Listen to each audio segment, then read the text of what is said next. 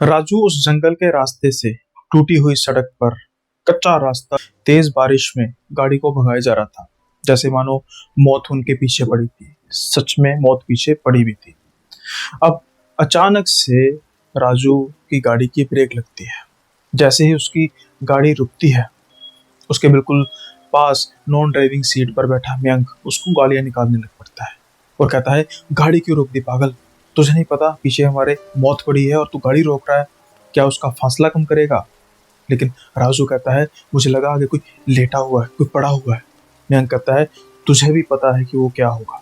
जल्दी से गाड़ी इसके ऊपर से चढ़ाते, लेकिन पीछे बैठी दीपिका कहती है, नहीं नहीं नहीं, ऐसा नहीं कर सकते, ऐसा नहीं किया जा सकता, हमें देखना होगा ये कौन है। और उसके साथ ही बैठा लकी, वो भी इस बात से एकमत था कि हम ऐसे किसी पर गाड़ी चला नहीं सकते। अगर कोई सच में जिंदा हुआ तो अभी तो वो कुछ समय पहले अपने एक बड़े ही प्यारे साथी को खोकर आए थे। मौत उन सबकी आंखों में साफ तौर पर दिखाई, उसका डर दिखाई दे रहा था। लेकिन फिर भी अब मैं कुछ कर नहीं सकता था, क्योंकि राजू, दीपिका और लकी तीनों गाड़ी से उतरने की ठानते हैं। लेकिन क्या वो सच में एक बड़ी गलती करने जा रहे थे? उनका गाड़ी से उतरना अब वो सीधा मौत की तरफ ले जा रहा था, या फिर कुछ अलग होने वाला था? कहाँ से ये आ रहे थे, या यूं कहें कि कहाँ ये गए थे, जिसके बाद इन्हें वहां से भागना पड़ा? शुरू करते हैं आज के किस्से में, लेकिन उससे पहले आपसे गुजारिश है कि आप चैनल पर नए हैं तो लाइक शेयर सब्सक्राइब करना मत भूलिएगा। साथ के साथ ही बेल आइकन को प्रेस कर दीजिएगा। हाइप जरूर कीजिए। जब किस्सा पूरा हो जाएगा कमेंट में जरूर बताना कैसा आपको लगा। और साथ के साथ ही जैसे ही किस्सा खत्म होगा, कमेंट ऑफ द डे भी हम पढ़ेंगे कि आज का कमेंट कौन सा है, तो स्किप मत कर देना। खैर, अब किस्से पर वापस मुड़ते हैं। जिस तरीके से आज इन चारों का हाल था, वो जब इन्होंने अपने इस सफर की शुरुआत की थी तब नहीं था। तब ये बड़ी खुश थे। अभी अभी इन पांचों का कॉलेज खत्म हुआ था। लेकिन अभी मैंने कुछ समय पहले तो ये बोला है कि चार जने नहीं, एक और था या थी, क्योंकि जैसा मैंने कहा है कि अभी इन्होंने कुछ समय पहले कहा कि अभी अपने साथी को खोकर आए हैं। ये पांचों जाने अपना कॉलेज पास आउट करते हैं। अब इनमें से सबका मैं नाम एक बार ले लेता हूँ ताकि आपको याद रहेगा। तीन लड़के थे, इनका नाम था मयंक, राजू और लकी। लड़कियां थी दीपिका और राधिका।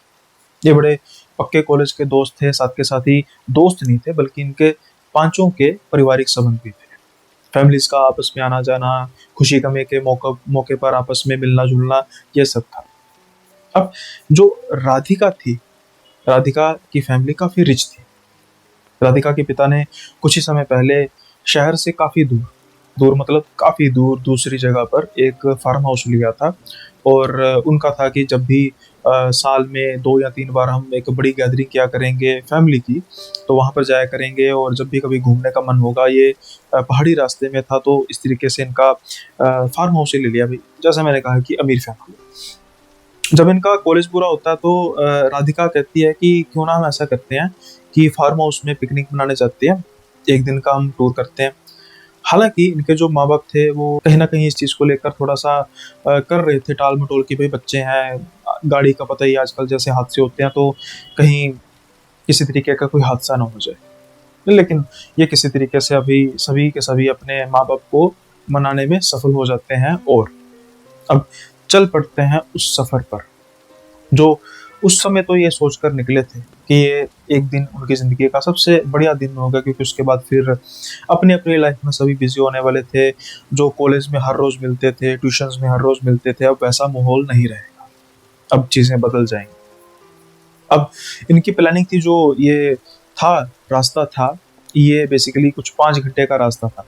और इनका ये प्लान था कि हम सुबह के समय में चलेंगे और दोपहर के समय में हम वहाँ पर पहुँच जाएंगे, और एक रात जो होगा वहाँ पर बारबेक्यू करेंगे, बॉनफायर करेंगे। सर्दियाँ शुरू होने को थी और उसके बाद अगले दिन हम निकल जाएंगे वहाँ से। ये तो इनकी प्लानिंग थी, लेकिन किस्मत की प्लानिंग कुछ और थी।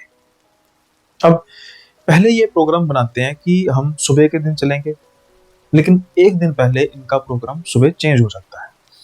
पहले था कि भाई हम कुछ 10 बजे के आसपास पहुंचेंगे, वहाँ शाम के समय में चलेंगे और शाम के समय में वहाँ पर पहुंच जाएंगे, देन रात का, जैसे मैंने आपको बताया। लेकिन फिर इनका प्लान चेंज होता है कि क्यों ना हम रात का सफर करते हैं, रात के समय में रश भी कम होगा और रात के सफर का अपना ही मजा है। इसलिए ये सुबह 7-8 बजे या 10 बजे निकलने की बजाय रात के समय में चल पड़ते हैं। अब जब तक तो प्लेन्स थे, तब तक तो जो सफ़र था बड़ा अच्छा था, बड़ा आसानी से था, लेकिन जैसे ही गाड़ी पहाड़ों की तरफ जानी शुरू होती है, सबसे पहले एक हादसा होता है। अभी पूरी तरीके से प्लेन्स खत्म नहीं हुए थे, गाड़ी की रफ्तार ज़्यादा थी और गाड़ी मयंक चला रहा था। अचानक से मयंक की चीख निकलती है 2 जानों की, अगर हम बात करें तो मयंक और राधिका की, और एकदम से गाड़ी रुकती है, ब्रेक लगती है। वो सारे सुनसान रास्ते में सिर्फ और सिर्फ उनकी गाड़ी थी। अगर पीछे से कोई गाड़ी आती तो एक्सीडेंट को होना लाजमी था, लेकिन किस्मत अच्छी थी फिलहाल के लिए कि ऐसा कुछ हुआ नहीं। अब जब ये अचानक ब्रेक लगाते हैं, और जैसा मैंने कहा कि मैं जो गाड़ी चला रहा था और साथ के साथ ही राधिका जो पीछे बैठी थी, इन दोनों की चीख निकलती है और ये हक्के बक्के रह जाते हैं बाकी जाने की क्या हुआ। तो मैं कहता कहाँ गया वो बूढ़ा। ये कहते हैं कौन सा बूढ़ा। राधिका कहती है हाँ मैंने भी देखा, अरे वो गाड़ी के बिल्कुल सामने खड़ा था, टक्कर होगी उसकी, अरे कहीं मर तो नहीं गया कहीं। अब बाकी तीनों जाने हैरान थे कि भाई कौन सा सस्ता नशा किया है, हमें भी तो कराओ, क्योंकि हम भी उसी गाड़ी में बैठे हैं जिस गाड़ी में तुम बैठे हो, हम सभी जाग रहे हैं जैसे तुम जाग रहे हो, और ऐसा कैसे हो सकता है कि तुम 2 जानों को सामने एक ऐसा इंसान नजर आया जो तुम्हारी या हमारी गाड़ी के साथ जिसकी टक्कर हुई है, और हमें पता नहीं लगा, तुम्हें पता लग गया, और ना ही कोई इम्पैक्ट हुआ, ना ही कोई आवाज आई ऐसी। ये बात मानने के लिए तैयार नहीं था मयंक और राधिका। मयंक गाड़ी से उतरना चाहता है, लेकिन राजू जो नॉन ड्राइविंग सीट पर बैठा था उसका हाथ पकड़ लेता और कहता है मेरी बात सुन भाई, अगर कोई होगा भी ना तो गाड़ी निकाल ले, क्योंकि भाई हम जा रहे हैं पिकनिक पर। हालांकि ये बड़ी बेशर्मी वाली बात थी। तो भाई एक तो उसको हॉस्पिटल पहुंचाना पड़ेगा। राधिका कहती है अरे पहुंचाने वाली क्या बात है, उसको उसको पहुंचाएंगे तो हो सकता है जिंदा बच जाए। अरे कहता भाई हमें तो इम्पैक्ट का पता नहीं लगा, क्या पता क्या चीज थी। मैं तो ये कहता हूँ गाड़ी भगा ले। और अभी इन दोनों में बहस हो ही रही थी, राधिका कहती है हाँ हाँ जल्दी से गाड़ी भगाओ, जल्दी से भगाओ गाड़ी में। अब मैं सोच रहा था कि भाई अभी तो ये मेरा साथ दे रही थी और इसी ने भी वही देखा है जो मैंने देखा था, तो फिर ये ऐसा क्यों कह रही है कि गाड़ी भगाओ। अब वो उस जंगल की तरफ इशारा कर रही थी जो सड़क के इस पार था। वो कह रही थी वो बूढ़ा मुझे वहां पर हंसता हुआ नजर आ रहा है। ऐसा कैसे हो सकता कि एक इंसान का एक्सीडेंट हुआ और वो आराम से खड़ा होकर दूसरी जगह से देखकर मुस्कुरा रहा है, हंस रहा है। अब मयंक समझने की कोशिश नहीं कर रहा था, इससे पहले वो कुछ ज्यादा कह पाता। राधिका काफी ऊंची चीख कर कहती है कि मैंने कहा ना गाड़ी भगाओ। मयंक डर के मारे में मयंक डर के मारे गाड़ी भगा लेता है, और अब गाड़ी फिर से वही रफ्तार से चलने लग पड़ती है। और राजू कहता है कि भाई बात सुन, इससे पहले हम पहाड़ों की तरफ जाएं, हम 2 काम करते हैं जिससे हमारे दोनों काम मतलब पूरे हो जाएंगे। पहला ये है कि कोई ढाबे की तरफ देख के रुक, हम वहां पर चाय पियेंगे और देखेंगे भाई जो तो कह रहा है कि इतनी स्पीड में, हमारी स्पीड तब 100 के आसपास थी, और अगर कोई चीज आदमी को छोड़कर कोई छोटा सा जानवर भी टकराया होगा ना तो बम्पर तो भाई उसका तो काम हो गया होगा। अब ये जब जाते हैं किसी ढाबे में, देखते हैं, रुकते हैं, तो वहां पर रुकने के बाद सबसे पहले गाड़ी को देखते हैं, लेकिन गाड़ी पर एक छोटी सी खरोंच तक नहीं थी। गाड़ी बिल्कुल नई थी, कुछ समय पहले ही राधिका के पिताजी ने गाड़ी को लिया था, खरीदा था, इसलिए गाड़ी पर एक छोटा सा डेंट होना दूर की बात, एक छोटी सी खरोंच तक नहीं थी बम्पर पे। अब ये तीनों जाने इन दोनों जानों का मजाक बनाने लग पड़ते हैं। तो कहते हैं देख, कहता है आदमियों की टक्कर हुई है, अरे यहाँ पर तो कोई जानवर को छोड़कर कोई छोटा सा कीड़ा भी नहीं टकराया होगा।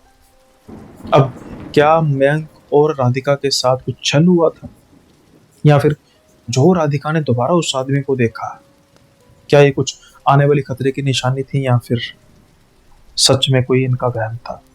ये तो खैर उनको फिलहाल पता नहीं था। लेकिन अब ये ढाबे पर चाय पीने के लिए रुकते हैं, चाय पी रहे होते हैं, अचानक से वो नोटिस करते हैं कि राधिका बार बार एक ही जगह पर देखी जा रही है, लेकिन वहां पर कोई था नहीं। और राधिका अचानक से धीरे से बोलना शुरू करती है जल्दी से निकलो यहाँ से, जल्दी से निकलो, वो वहां पर बैठा हमें देख रहा है, वो हमें छोड़ेगा नहीं। अब ये कहते हैं कि राधिका तो मजाक तो नहीं कर रही, लेकिन राधिका फिर से उतनी ऊंची चिल्लाकर बोलती है जितना उसने गाड़ी में चिल्लाकर बोला था। तब तो गाड़ी थी, दोस्त थे, लेकिन अब ढाबे में हालांकि रश था नहीं, लेकिन ढाबे का जो स्टाफ था वो भी देखने लग पड़ा। किसी बात का बतंगड़ ना बन जाए, इस चीज को सोचकर ये अब गाड़ी के पास जल्दी से चल पड़ते हैं और गाड़ी में बैठ जाते हैं। अब गाड़ी में बैठने के बाद थोड़ा सा ये बहस करने शुरू कर देते हैं कि ये क्या बिहेवियर है राधिका, जब से तुम हमने सफर शुरू किया है सफर को, तब से तुम अजीब सा बिहेव कर रही हो। तो पहले तो ये सिर्फ मैं कर रहा था, चलो मैं तो अब नहीं कर रहा, लेकिन तुम अजीब बिहेव कर रही हो, क्या देख रही थी तुम? तो राधिका कहती है मैंने उसी बूढ़ी को देखा जो वहां पर जंगल में था, जिसकी टक्कर हुई थी, पक्का वही था, और वो इंसान नहीं है, पक्की बात है। अब ये बात करते ही बाकी सारे हंसने लग पड़ते हैं मैंग को छोड़कर। अरे तेरा तेरा हमें प्रैंक करने का मूड है, बुद्धू बनाने का मूड है, रोस्ट करने का मूड है, क्या करने का मूड है, सब बता दे, हम खुद कर लेते हैं, लेकिन ऐसा मत कर, क्योंकि हम जिस ट्रिप पर जा रहे हैं हमने वहां पर पिकनिक करनी है, ना कि हमने हॉरर कहानियों का जिक्र करना है, हॉरर किस्सों का जिक्र करना है।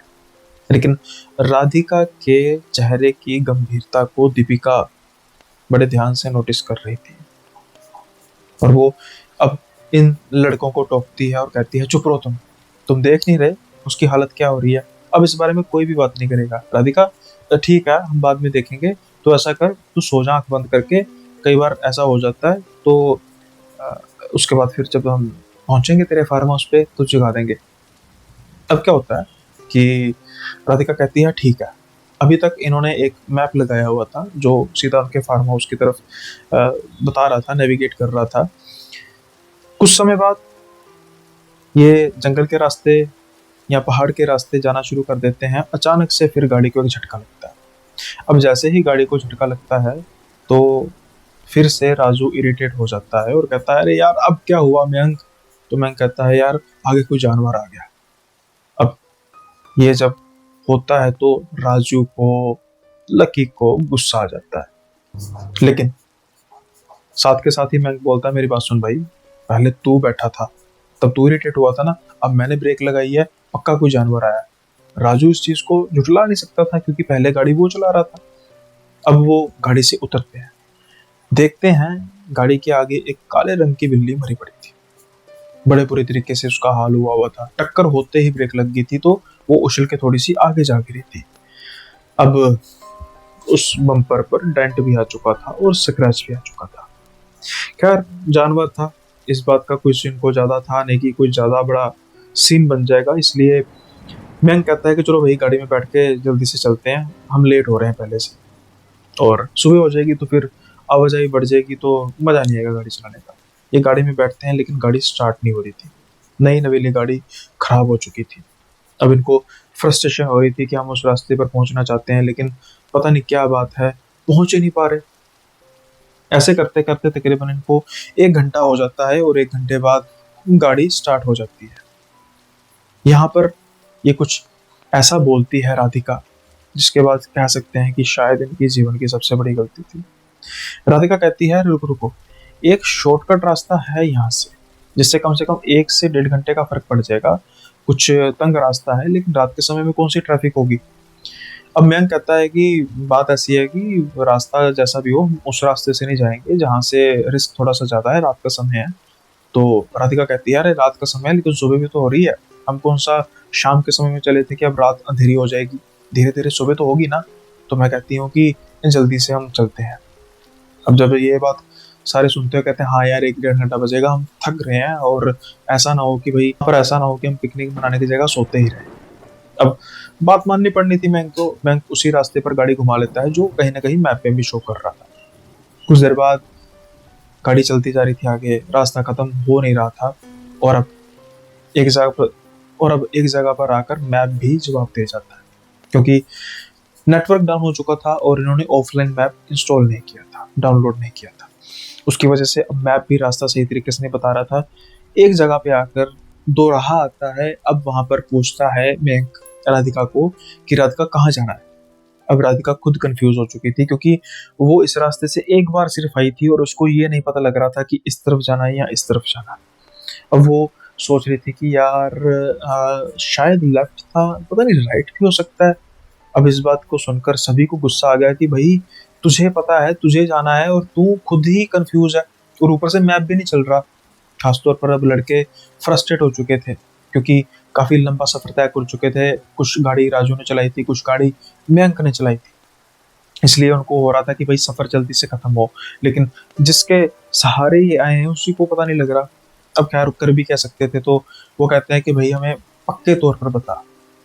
और फिर राधिका कहती है हाँ लेफ्ट लेफ्ट पक्का। शायद उसने इन सबको शांत करने के लिए कह दिया था कि लेफ्ट पर चलते हैं। अब ये लेफ्ट पर चलते हैं और गाड़ी आगे चलना शुरू कर देती है। लेकिन सफर खत्म होने को नहीं आ रहा था। आज का सफर बहुत लंबा होने वाला था। अब धीरे धीरे सुबह होने को थी, लेकिन जिस तरीके से इन्होंने सोचा था उस तरीके का बिल्कुल कुछ नहीं हो रहा था। जैसे ही इन्होंने सफर शुरू किया था तब से कुछ ऐसा अपशकुन हो रहा था, कुछ ऐसा मनहूस हो रहा था कि मानो जैसे कोई चीज थी इनको रोक रही थी उस फार्म हाउस में जाने को। लेकिन फिर भी ये सफर जारी रखे थे। टैंक फुल था, चिंता किसी बात की थी नहीं। सुबह हो जाती है और गाड़ी फिर से एक बार जवाब दे जाती है। अब ये इतने ज्यादा फ्रस्ट्रेट हो चुके थे क्योंकि ना नेटवर्क था और ना ही उस सड़क पर जहां पर ये आए थे इक्का दुक्का व्हीकल। इतने घंटों में इक्का दुक्का व्हीकल ही गए थे। 4 से 5 घंटे इनके बर्बाद हो जाते हैं। और फिर जब फ्रस्ट्रेट होके एक बार सेल्फ दोबारा मारता है मेयर तो गाड़ी चल पड़ती है। अब इनको कुछ अंदेशा तो हो रहा था इस बात का कि भाई जो ये सब कुछ हो रहा है ये ठीक नहीं हो रहा। न जाने क्यों हम उस रास्ते पर पहुंच नहीं पा रहे हैं। अब होता क्या है, ये फिर से सफर पर चल पड़ते हैं। इनको सुबह पहुंचना था लेकिन आज अगले दिन शाम हो चुकी थी और अंधेरा होने को था और फार्म हाउस से नहीं पहुंच रहे थे। अचानक से गाड़ी फिर से रुक जाती है कुछ समय का सफर करने के बाद। अब ना ही सिर्फ शाम हो चुकी थी और साथ के साथ माहौल भी कुछ ज्यादा ही बदल चुका था। काले घने बादल छा चुके थे, बारिश शुरू हो चुकी थी। हालांकि बारिश कल भी हुई थी, धीमी धीमी बारिश थी, लेकिन ना सिर्फ अब बारिश शुरू हो चुकी थी, तेज हवाएं चलने लग पड़ी थी। लेकिन इनकी गाड़ी रुकती है एक फार्म हाउस पर। यह फार्म हाउस राधिका वाला फार्म हाउस नहीं था, लेकिन देखने में काफी ठीक लग रहा था। अब ये सोचते हैं कि भाई ऐसा करते हैं यहाँ पे रुक जाते हैं। राधिका कहती है ऐसे कैसे यहाँ पे रुक जाते हैं भाई, हमारे फार्म हाउस में चलेंगे। अब तकरीबन सभी फ्रस्ट्रेट हो चुके थे और कहते हैं वो आएगा तो तब जाएंगे ना। अरे हम कल रात से चले हैं और 24 घंटे को होने को हैं, हम अभी तक उस फार्म हाउस पर नहीं पहुंचे। मोबाइल का नेटवर्क बीच बीच में आ रहा है, जो रास्ता बता रहा है अभी भी रास्ता कम से कम 2 से 3 घंटे का बता रहा है, और हम में से किसी में हिम्मत नहीं है ना गाड़ी चलाने की और ना ही इतना इंतजार करने की। इसी फार्म हाउस में हम जाकर देखते हैं ना। अब राधिका क्या कर सकती थी, वो कहती चलो ठीक है हम देखते हैं यहाँ पर थोड़ी देर रेस्ट करते हैं और उसके बाद फिर हम चल पड़ेंगे। अब मयंक कहता चलेंगे नहीं, मौसम काफी खराब हो चुका है और इस इतने खराब मौसम में इस पहाड़ी रास्ते पर तो गाड़ी चलाने से रहे, जरा से भी गाड़ी स्लिप गई और सीधा खाई में, किसी को पता तक नहीं लगेगा कि हम कहाँ पर। अब ये ना उस फार्म हाउस का दरवाजा खोलते हैं और कुछ कुछ चीजें नोटिस करने शुरू कर देते हैं। जो गार्डन था फार्म हाउस का वो बड़ा अच्छा गार्डन था। बिल्कुल ऐसा लग रहा था कि ताज़ा है, अभी शायद आज या कल ही माली ने कटिंग की है, जो वहाँ के जो पत्ते वगैरह कट किए हैं। लेकिन जैसे जैसे वो फार्म हाउस की तरफ बढ़ते जा रहे थे उनको ऐसा महसूस हो रहा था कि कोई है नहीं फार्म हाउस पर। कुछ आवाज लगा रहे थे कोई चौकीदार होगा। अब ये फार्म हाउस के जब दरवाजे के पास पहुंचते हैं तो ये महसूस करते हैं कि फार्म हाउस शायद बंद है। बेल बजाए जा रहे थे लेकिन कोई भी जवाब नहीं दे रहा था, ना ही कोई फार्म हाउस की लाइट जल रही थी। सबसे हैरानी वाली बात, जिससे ये बात साबित हो रही थी कि फार्म हाउस में कोई है नहीं। अब राजू कहता है कि भाई यहाँ से चलते हैं। ठीक है मैं तेरी बात मान गया। मैं कहता हूँ जो गाड़ी है ना फार्म हाउस के बिल्कुल पास टिका के रख देते हैं, मतलब लगा देते हैं और वहां पे हम रेस्ट करते हैं, क्योंकि भाई किसी की प्राइवेट प्रॉपर्टी है और ऐसे ही हम आ गए हैं तो भाई कोई बवाल ना हो जाए। ऐसे अभी बात चल ही रही थी कि लकी अचानक से जो गेट है, जो दरवाजा है, उसको जो हैंडल उसको नीचे करता तो दरवाजा खुल जाता है। लकी कहता लो बन गई बात, एक तो भाई फार्म हाउस खाली है, दूसरा कोई है भी नहीं है और ये तो हमारी मौज होगी। अरे मैं तो कहता हूँ यहाँ पर ही पार्टी करते हैं, मौसम कितना अच्छा हुआ है, यहाँ पर जो हॉल है ना इसके नीचे हम बारबेक्यू करते हैं और आराम से अपना एंजॉय करने के बाद यहीं से कल निकल जाएंगे। दीपिका कहती है तुम्हारा दिमाग खराब है, अरे इस जगह पर हमारी जिसका हमसे लेना देना नहीं कहता, अरे भाई खुला तो है, कोई आएगा तो कहेंगे कि भाई हम फंस गए थे बारिश में, यहाँ पर खुला हुआ था, हम बैठ गए, हमने कौन सा चोरी की है। अब इन सब में बहस हो रही थी कि भाई बात मानेगा कौन, जब वो पकड़ लेगा, कोई भी इस मकान का मालिक होगा, फार्म हाउस का मालिक होगा, बड़ा बवाल हो जाएगा, ये हो जाएगा। लेकिन फाइनली बात यहाँ पर होती है कि भाई आगे तो जाने से रहे, भूख भी लगी है और साथ के साथ ही फार्म हाउस भी खाली है। हम फार्म हाउस को यूज करेंगे, जैसे था वैसे ही छोड़कर हम खा पी के, जैसे थोड़ा सा मौसम ठीक होगा हम वापिस निकल जाएंगे। अब राधिका का मुंह बन चुका था कि भाई मेरे फार्म हाउस पर जाना था, लेकिन उसको भी समझ आ रही थी कि भाई इतना लंबा सफर है और इस सफर में जो जो हुआ है इतना लंबा होना भी नहीं चाहिए था। बीच में एक दो बार नेटवर्क मिले थे तो इनकी अपने पेरेंट्स से बात हो चुकी थी और उन्होंने झूठ मूठ का कह दिया था कि हम पहुंच गए, ताकि उनको चिंता ना हो। अब ये क्या करते हैं कि ये जो भी अपना रॉ मटेरियल लेकर आए थे खाने का, नॉन वेज वगैरह, बारबेक्यू वगैरह जो भी है, गाड़ी से निकालते हैं और उसके बाद फिर ये अपना वहां पर बंदोबस्त कर लेते हैं। इनको लगा था कि फार्म हाउस में कोई है नहीं, शायद इनको ये नजर भी आ रहा था कि फार्म हाउस में कोई भी नहीं है, लेकिन ये इनकी गलतफहमी थी, क्योंकि फार्म हाउस देखने में खाली लग रहा था लेकिन वहां पर किसी की प्रेजेंस थी जिनको शायद इनका आना पसंद नहीं आया। अब ये ना सब तैयारी शुरू कर देते हैं बारबेक्यू की और रोस्ट वगैरह करना शुरू कर देते हैं और कुछ समय बाद इनका खाना तैयार हो जाता है। राधिका कहती है कि मैं जरा वॉशरूम होकर आई। अब राधिका वॉशरूम चली जाती है, उसकी कुछ तबीयत वैसे भी खराब लग रही थी, ठीक नहीं लग रही थी, तो ये बाकी अपना खाना पीना शुरू कर देते हैं कि जब राधिका आ जाएगी तो साथ के साथ ये भी खाना शुरू कर देगी। लेकिन खाते खाते इनको इस बात का ध्यान ही नहीं रहा कि हम तो राधिका को मिस कर गए हैं, राधिका अभी तक आई नहीं है। जब थोड़ा खाना बच जाता है, यानी कि एक या दो बंदों का, कि भाई राधिका नहीं सच्चाई, अरे हमने तो हंसी मजाक खाने में तो राधिका को नोट ही नहीं किया, नोटिस ही नहीं किया कि वो आई नहीं है। तो इतना टाइम हो गया यार, कितना हो गया होगा टाइम, अभी बात करते हैं, मेरे हिसाब से आधा घंटा तो हो गया यार, इतना टाइम थोड़ा वॉशरूम में लगता है। तो दीपिका कहती है रुको रुको मैं जरा जाकर आती हूँ। अब जो वॉशरूम था वो उसका दरवाजा खटखटाना शुरू करती है, लेकिन कोई भी आवाज नहीं आ रही थी, कोई भी जवाब नहीं आ रहा था। अब एक दो बार खटखटाती है कि राधिका अरे सो गई है क्या, माना थकी हुई है, लेकिन वॉशरूम को सोने की जगह थोड़ा होती है, चल सो जाना तेरी मर्जी है, लेकिन पहले खा तो जा। लेकिन कुछ भी रिस्पॉन्स नहीं आ रहा था। अब दीपिका को थोड़ी सी होने लग पड़ती है कि भाई टेंशन होने लग पड़ती है कहीं बेहोश वगैरह तो नहीं होगी, क्योंकि एक तो वो डरी भी बहुत थी, उसको कुछ ऐसी चीजें नजर आ रही थी जो इनको नजर नहीं आ रही थी और एग्जॉस्ट हुई हुई थी। अब ये जल्दी से भाग कर आती है, गाइस मुझे कोई दिक्कत लग रही है, कहती क्या हुआ, वो सारी बात बताती है। ये जल्दी से भागते हुए जाते हैं और दरवाजा तेज तेज खटखटाना शुरू कर देते हैं। अब कोई भी आवाज नहीं आ रही थी कि हाँ मैं आई ऐसे रुको, लेकिन अब फिर ये डर चुके थे भी किसी दूसरे की प्रॉपर्टी पर, दरवाजा भी नहीं खुल रहा था, अब दोस्त भी इनके अंदर थी। अब ये इसी कंफ्यूजन में थे कि भाई दरवाजा तोड़ दें क्या, लेकिन अगर मालिक आ गया, नहीं नहीं ऐसा करते हैं, इसको निकालते हैं यहाँ से और जल्दी से निकलने की करते हैं। जैसे ही ये सोच ही रहे थे दरवाजा तोड़ने के, अचानक से दरवाजा खुलता है, सामने राधिका खड़ी थी, लेकिन ये वो राधिका नहीं थी जो वॉशरूम में जाते वक्त थी, बिल्कुल खड़ी हुई। उसके जो बाल थे तब उसने बांधे हुए थे, जब वॉशरूम में गए थे तब उसके बाल बिल्कुल बिखरे हुए थे और वो इन सबको ऐसे घूर घूर के देख रही थी जैसे इनको जानती नहीं है। अब ये दीपिका कहती है पागल क्या हुआ, क्या हुआ, तू दरवाजा नहीं खोल रही थी।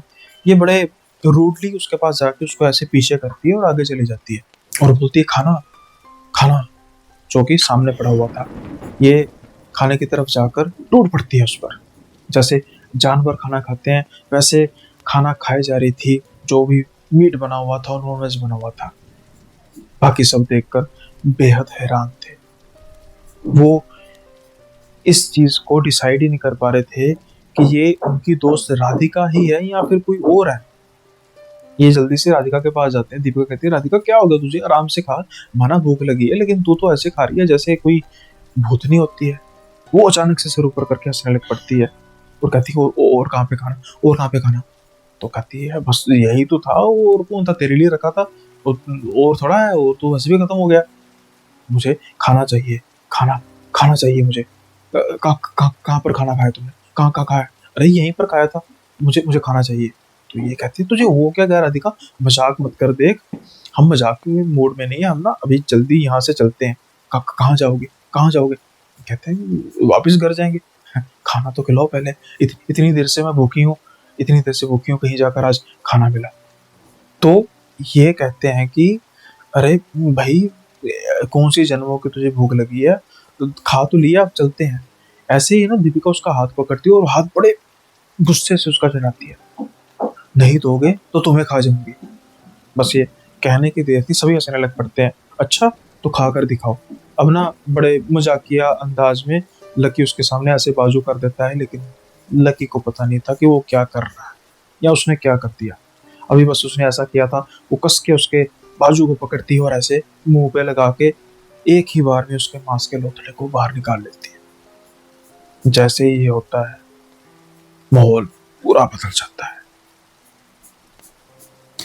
उसकी शक्ल अब राधिका की शक्ल लग ही नहीं रही थी। मानो जैसे वो बिल्कुल, उसके जो स्किन थी वो बड़ी फेयर स्किन थी, लेकिन वो अचानक से नीले रंग में कन्वर्ट हो रही थी और उसकी आंखें बिल्कुल वाइट हो चुकी थी।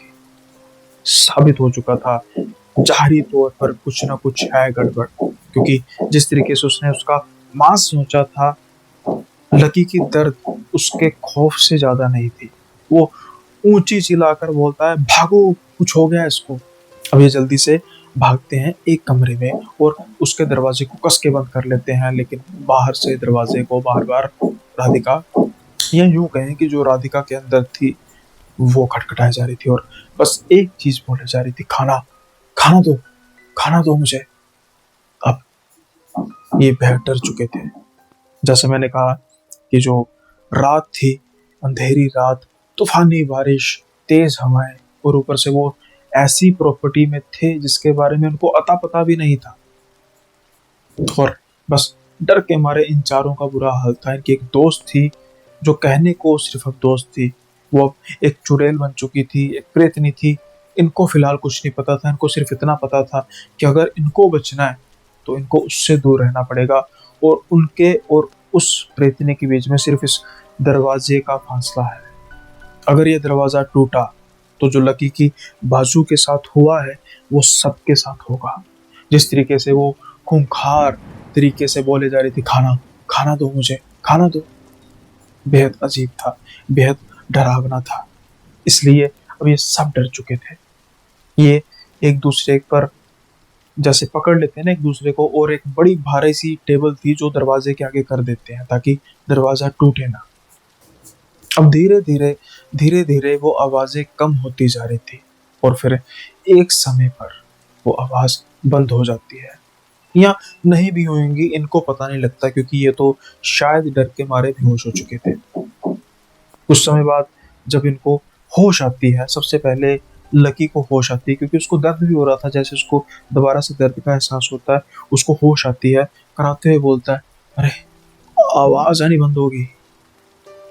फिर सबको वो झंझोड़ को उठाता है, उठो उठो, हम कहाँ पे हैं। ये उठकर कहते हैं, अरे देखो तो सही, हम है कहाँ पे हैं।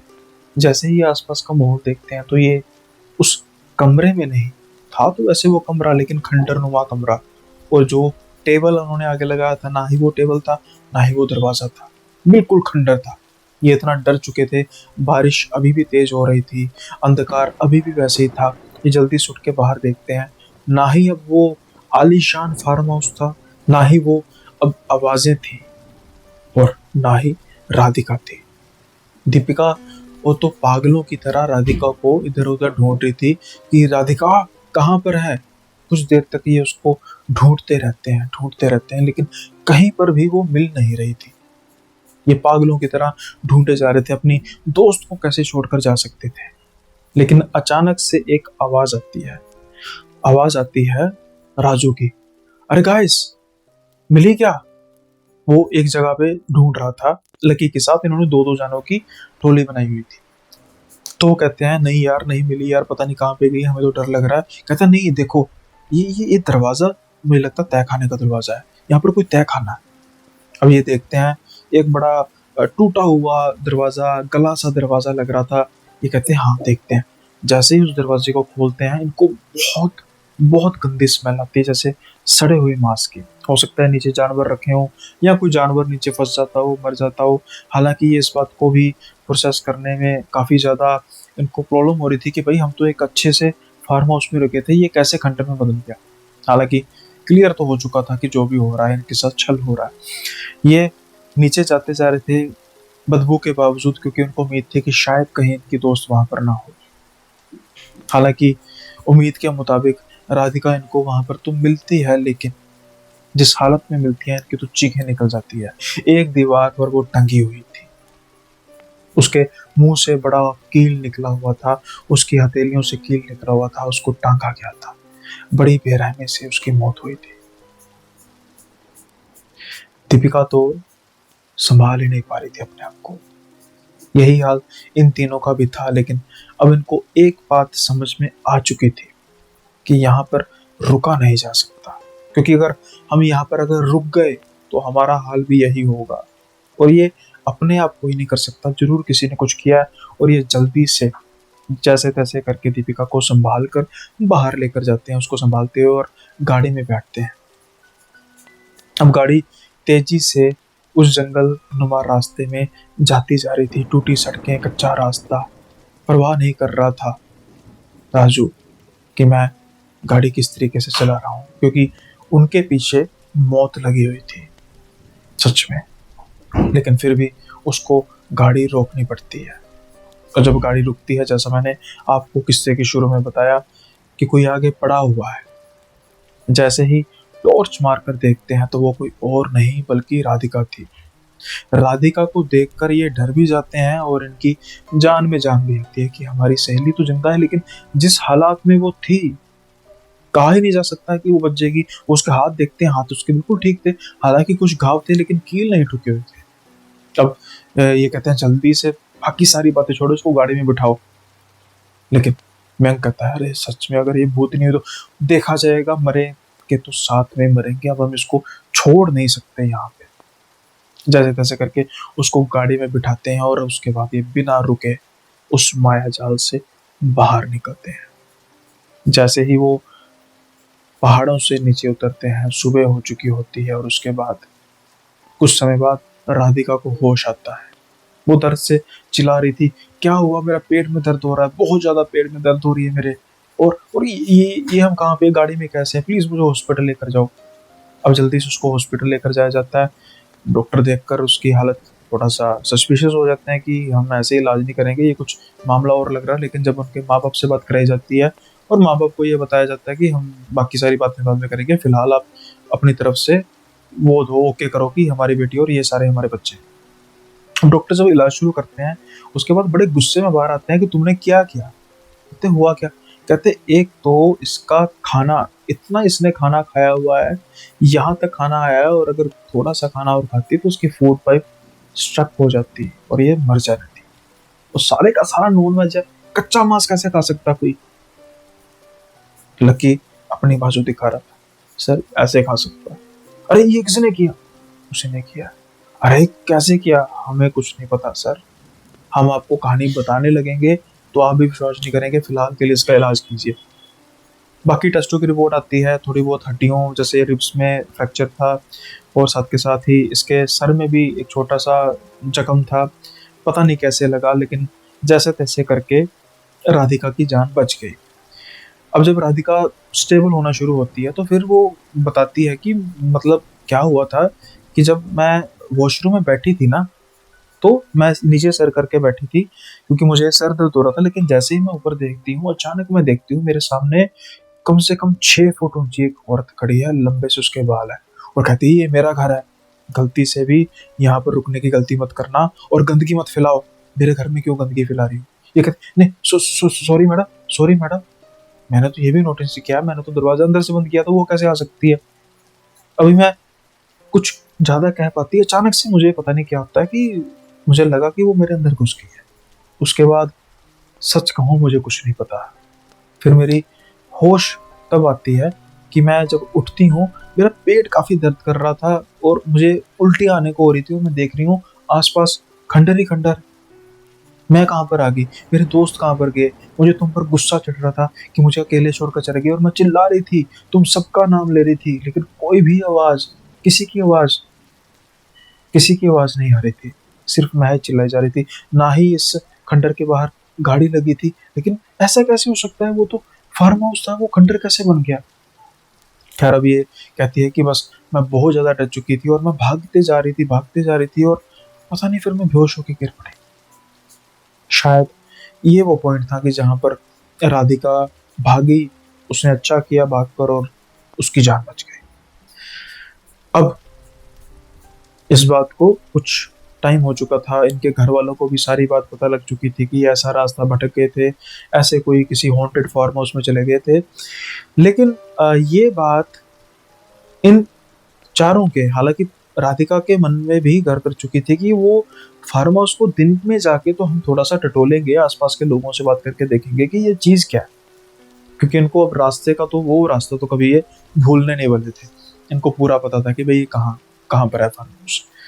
हालांकि इनका ये प्लान बन चुका था कि ये दिन के समय में जाएंगे और उसके बाद ये देखेंगे कि ये सब कुछ क्या है, और अगर गलती से भी हमारे साथ फिर से वही चीज़ सब कुछ होती है तो हम कहीं पर रुकेंगे नहीं, गाड़ी चलती रहेगी।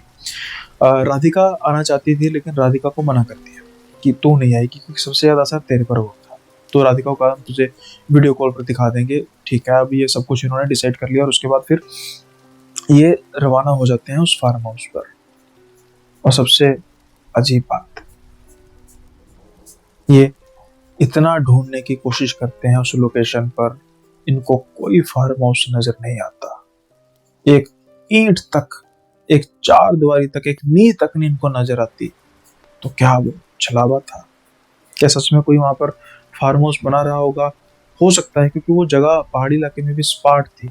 ऐसा लगा था कि शायद हो सकता है यहाँ पर कभी कोई इमारत बनी हो सकती है, लेकिन उस वक्त नहीं थी।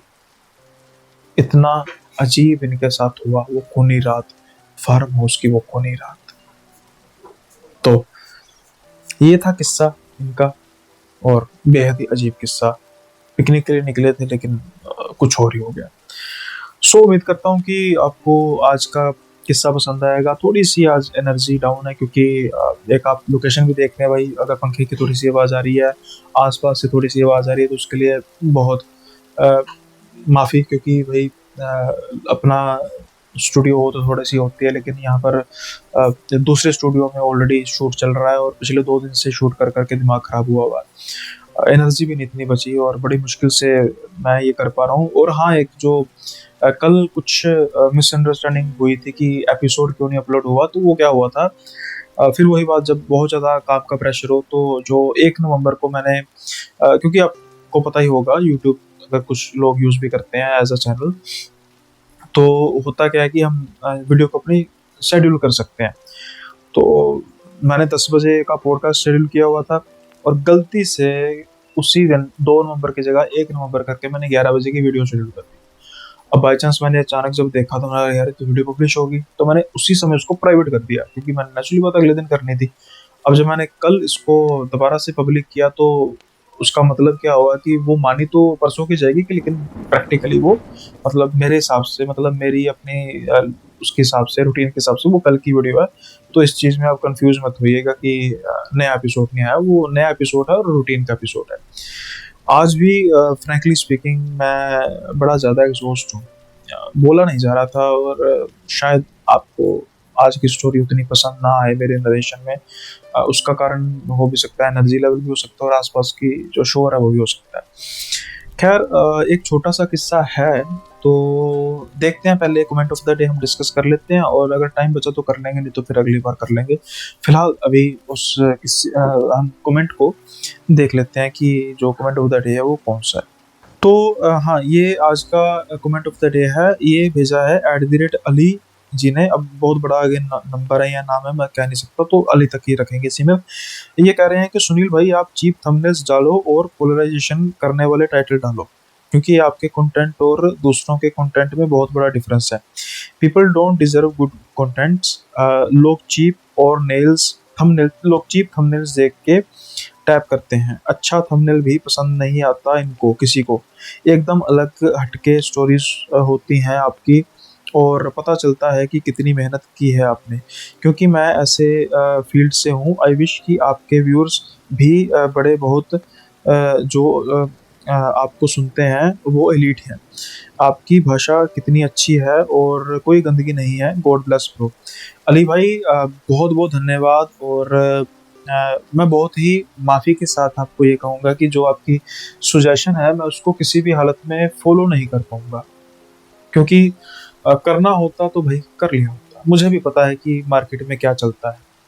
अगर मैं ऐसी थंबनेल्स का यूज़ करने लग पड़ा हूँ कि भाभी के साथ वशीकरण, उसने ऐसा कर दिया, उसने ऐसा कर दिया, तो सब चलेगा, तो लोग भर-भर के देखेंगे। लेकिन मेरा मकसद, देखो ग्रो करना हर एक का मकसद होता है, उन्हीं में से मैं भी एक हूँ।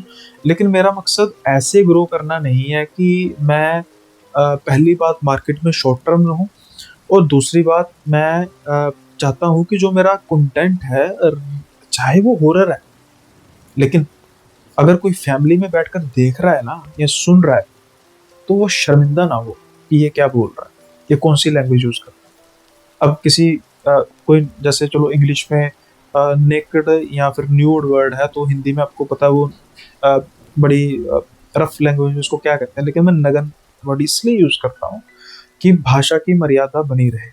और जो लोग, क्योंकि मुझे पता है ना कि मुझे कई फैमिलीज़ भी पूरी देखती हैं, मतलब टीवी पर या फिर मोबाइल पर या फिर लैपटॉप में, तो मैं उनको शर्मिंदा नहीं करना चाहता। और मेरा हमेशा से एक थॉट रहा है कि चीज़ वो बनाओ कि जो फैमिली में देखी जा सके। अगर आप वो नहीं बना पा रहे तो फिर ना ही बनाओ। तो ठीक है, आप अपने परसेप्शन में ठीक हो सकते हैं कि भाई आजकल लोग यही देखते हैं, गंद-भला देखते हैं, लेकिन मुझे ऐसी ऑडियंस चाहिए भी नहीं। कम है, अच्छी है। सच में एलीट है, मेरी ऑडियंस बहुत एलीट है। बड़े ही मेरे साफ-सुथरे व्यूअर्स हैं, उनको मेरा नरेशन का स्टाइल पसंद आता है, और जो बदतमीज़ है भाई मैं उनको ब्लॉक मारता हूँ।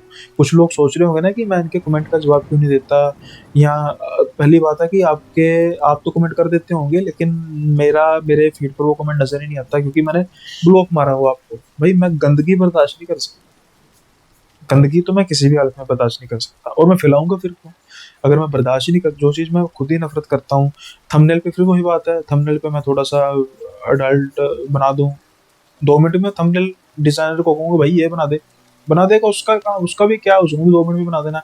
लेकिन नहीं भाई, ये चीप चीप हर मतलब कहने का मतलब है कि भाई दुनिया चीप हो जाए तो मैं भी हो जाऊँ, तो फिर करैक्टर क्या होता है? करैक्टर यही तो होता है कि भई आपका जो एक करैक्टर है, उसमें आप कॉम्प्रोमाइज़ ना करें। मैं कॉम्प्रोमाइज़ नहीं कर सकता। मुझे कम कमाना पसंद है, कम कमा लूँगा। कम तो किसी को कमाना पसंद नहीं होता, लेकिन कॉम्प्रोमाइज़ करके नहीं कमा सकता। तो अली भाई, मैं ये नहीं कह रहा कि आप इस तरीके के होंगे, लेकिन आपकी शायद ये फ्रस्ट्रेशन है मेरे सब्सक्राइबर्स देखकर कि यार भाई अच्छा काम कर रहा है, लेकिन इनके सब्सक्राइबर क्यों नहीं बढ़ रहे, तो करो वो जो सब कर रहे हैं। नहीं, ये नहीं हो सकता, तो सॉरी, सजेशन आपकी मान नहीं सकता। कमेंट ऑफ द डे इसलिए मैंने रखा क्योंकि मुझे खुशी हुई कि आप इस चीज़ को लेकर बहुत ज़्यादा कंसर्न है कि ग्रो नहीं हो रही है। हालाँकि हाँ, ठीक है, थोड़ा-सा ग्रोथ तो धीमी है, इसमें तो कोई दो राय है नहीं, लेकिन क्या किया जा सकता है भई, अब मेरे बस में है नहीं ना। मेरे बस में जो है मैं वो कर रहा हूँ, मैं मेहनत कर रहा हूँ। इसके अलावा मैं क्या ही कर सकता हूँ। स्ट्रैटेजीज़ जो होती हैं ना, वो धीरे-धीरे काम करती हैं। ऐसा भी नहीं है कि ग्रोथ देखो स्लो हो रही है, ग्रोथ तो हो रही है। तो मैं तो इसी विश्वास पर हूँ कि कभी किसी समय में मेरी 2-4 वीडियोज़ अच्छा परफ़ॉर्म करेंगी, 2-2, 3-3, 4-4 लाख व्यूज़ आएँगे, तो वो जो कमी पेशी सब्सक्राइबर्स की वो पूरी हो जाएगी। फिर व्यूअर्स भी बढ़ने शुरू हो जाएँगे। इसलिए मैं उसी उम्मीद में काम कर रहा हूँ, और आगे आप जैसे व्यूअर्स हैं, जो बाकी भी प्यार व्यूअर्स करते हैं, तो उनकी भाई आप साथ हो तो मुझे कोई दिक्कत नहीं, मुझे आप जैसे लोग चाहिए भाई। मुझे वो गंदी जनता चाहिए नहीं है, जो ये चीज़ें देख कर आ जाती है। आपने क्या बात करूँ, क्या वर्डिंग यूज़ करूँ? फिर वही बात है कि फैमिली देख रही है, इसलिए जो ये धमकी-धमकी वाले भी देते हैं ना, मैं ऐसे लोगों को टॉलरेट नहीं करता। जैसे एक वो पिछला कमेंट होता है देखा ना, अनसब्सक्राइब कर देंगे, ये कर देंगे। अरे भाई, बोलने का तरीका होता है, बताने का तरीका होता है, ठीक है ना? तो इसलिए मेरी ऑडियंस बड़ी कम है, लेकिन बहुत मतलब वो किसका था यार, सिंघम का था ना कि मेरी ज़रूरतें कम है इसलिए मेरे ज़मीर में दम है। तो मैं ये नहीं चलो कह रहा कि अपनी तारीफ़ नहीं कर रहा, लेकिन ज़रूरतें तो बहुत ज़्यादा है। मतलब हो सकता है आप में से कुछ गिने-चुने व्यूअर्स होंगे जिनको मेरी अभी सिचुएशन का पता हो कि भाई मैं मतलब कितनी बड़ा बर्डन है मुझ पर फाइनेंशियल, और जो यूट्यूब से आ रहा है और जहाँ जो मेरे प्रोफ़ेशन से आ रहा है वो उसका उसका 1% भी पूरा नहीं कर पा रहे, और मुझे पता है कि मैं हर महीने कैसे सर्वाइव कर रहा हूँ। लेकिन सिर्फ़ इसी उम्मीद में कर रहा हूँ कि कभी न कभी ये ग्रो होगा और मुश्किलें समाप्त होंगी। इसलिए ये सब अ, आपका साथ बना रहेगा। और मुझे बहुत से डीएम आते हैं कि भाई हम आपकी फाइनेंशियली सपोर्ट करते हैं। नहीं नहीं भाई, ऐसा नहीं है। देखो, आप सपोर्ट कर देंगे, लेकिन that's not a permanent solution.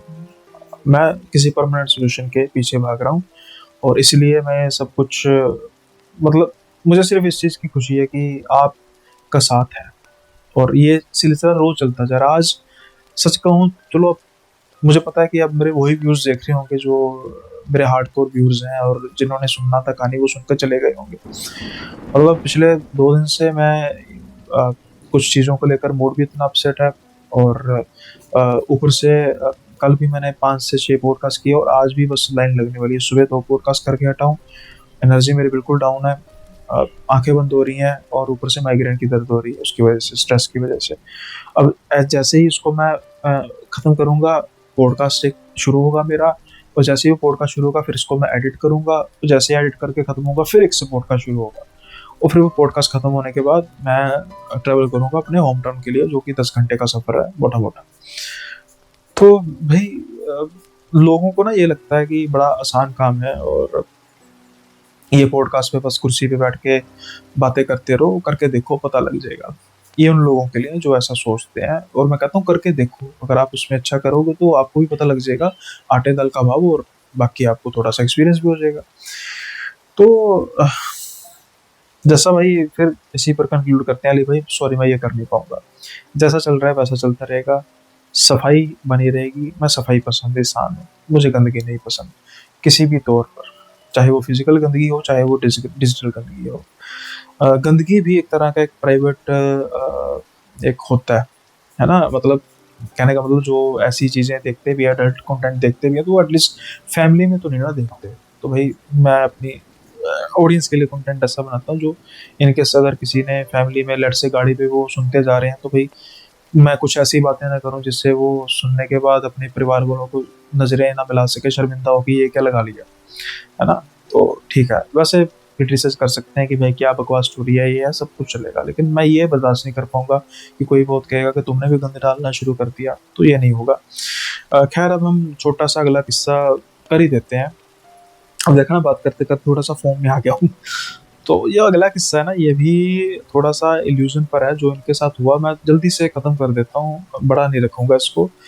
तो ना, एक ट्रक ड्राइवर होता है, उसमें क्या होता है कि वो एक रास्ते पे जाता है, और बड़ा सुनसान सा रास्ता होता है। वहां पर ना उसको देखता है कि बच्चा उसको लिफ्ट के लिए हाथ दे रहा है।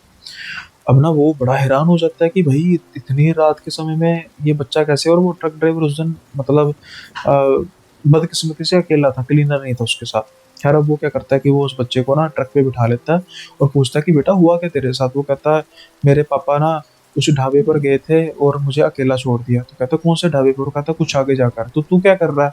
मैं बस यहाँ पे भटक रहा हूँ। इनको गुस्सा भी बड़ा आता है, और कहता है कि मैं देखता हूँ ऐसा कौन सा बदतमीज पिता है, इतना लापरवाह पिता है, इसका बच्चा रात के समय में गेला। रहे भाई, कोई गाड़ी ठोक दे, कोई जानवर उठा के ले जाए, कितना मासूम सा बच्चा है। अब ना ये ट्रक जलाए जा रहे थे, और अचानक से ना एक ढाबा इनको दिखाई देता है। वो कहता है, ये था ढाबा अंकल। तो वो देखते हैं ढाबा तो बंद लग रहा है। तो लगता है कि नशेड़ी नशुड़ी होगा, पक्की बात है, अंदर नशे कर रहा होगा। अब ना ये जल्दी से ट्रक पर उतर के कहते हैं, बेटा तू रुक, कोई बात नहीं, मैं देखता हूँ। अब ना जब ये जाते हैं अंदर, ढाबे के अंदर जाते हैं, तो ढाबे के अंदर बिल्कुल जैसे बंद पड़ा ढाबा, जैसे मैंने कहा कि जला हुआ भी था साथ के साथ। ना ही सिर्फ बंद पड़ा था बल्कि जला हुआ भी था।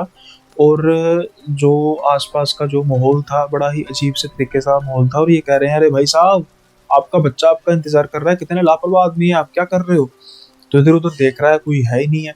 तो हार के ना ये जब वापस आने लगता है, तो पीछे से आवाज आती है, उसका ख्याल रखना। जैसे ही ये सुनता है, पीछे देखता है, पीछे कोई है नहीं। धीरे धीरे आवाज तेज होती जा रही, उसका ख्याल रखना, उसका ख्याल रखना। इनको लग रहा था कि भाई दिक्कत है, ये जल्दी से भागते हैं। जैसे ही ये ट्रक की तरफ देखते हैं, वहां पर कोई बच्चा था नहीं। इनको बड़ा गुस्सा आता है कि वहीं से उतर गया। वो आवाज लगा रहा है, बच्चे, अरे मैं चला जाऊंगा, जल्दी से, रास्ता ठीक नहीं है, जल्दी से बैठ। लेकिन बच्चे की कोई आवाज नहीं आ रही थी। ये जल्दी से ट्रक पर बैठते हैं, और देखते हैं जहां पर वो बच्चा बैठा हुआ था, वहां पर अब राख थी। ये बहुत डर जाते हैं, ये जल्दी से ट्रक भगाते हैं। भगाए जा रहे थे तब तक भगाते हैं जब तक सुबह नहीं होती। सुबह जाकर वो एक ढाबे पर बैठते हैं, और अब वहाँ के आसपास स्टाफ से बात करने की कोशिश करते हैं कि मेरे साथ रात को ये सब कुछ हुआ। उन्होंने कहा कि भाई साहब, वो ढाबा जो है वो भूतिया ढाबा है। आज से ना काफी साल पहले यहाँ पर एक आग लगी थी, और इस आग में नेचुरली बात है कई लोग मरे भी थे जल के, उसके बाद ढाबा बंद हो गया। तो फिर कहते हैं कि यार एक बच्चे की, मुझे ऐसे कहते हैं भाई वो कई लोगों को उस बच्चे की आत्मा दिखाई दी है जो तो लिफ्ट नहीं देते, ये सोच करके भाई कोई गैंग वैंग का काम ना, वो तो बच जाते हैं, जो लिफ्ट देते हैं वो आपके साथ जो ऐसा हुआ वैसा ही हुआ।